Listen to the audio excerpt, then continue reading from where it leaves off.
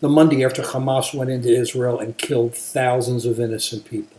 Thousands of innocent people, older people, younger people. That's not the focus of this video, but keep in mind when you start hearing about how bad they have it in Gaza, and they really do, there's the regular people in Gaza got handled.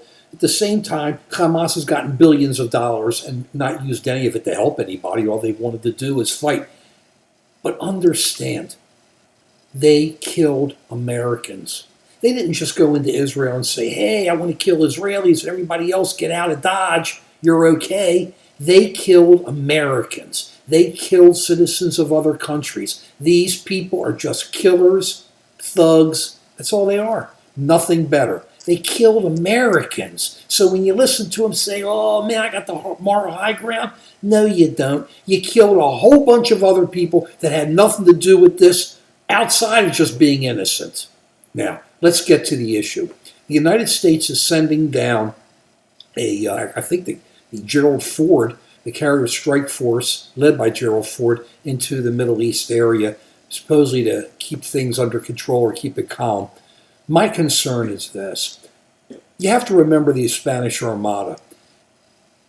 The Spanish Armada was considered the power of the seas. They had the biggest ships and all the firepower you needed. Nobody could challenge the Spanish Armada until one day the English, with their smaller ships, much faster, much more maneuverable, came in, made their moves, and took out the Spanish Armada. And the Spanish Armada wasn't the Spanish Armada any longer.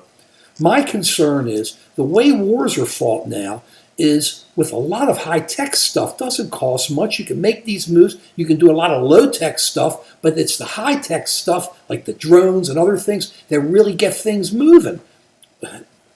Azerbaijan and Armenia showed it. So my concern, that was originally. So Mike can now look at Ukraine. Look how Ukraine is using drones in the sea to take out the Russians. They took out some Russian ships. The Russians have moved their headquarters.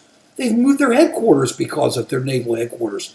So I don't want, what I'm concerned about is we have all of our great ships down there and so much firepower and everything, but don't be surprised if somebody tries to hit us, because what's going on is much bigger than Israel. It's what we've been talking about. It's the fracturing of the world.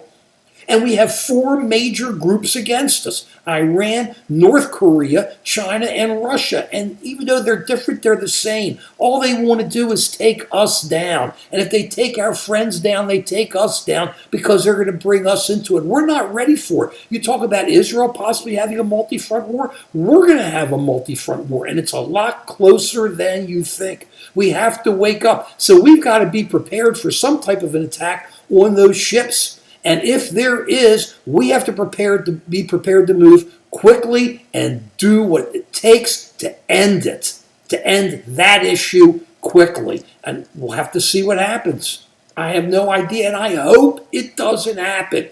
But remember the Spanish Armada. You can't have hubris. You're seeing what's happening around the world. It's just different now.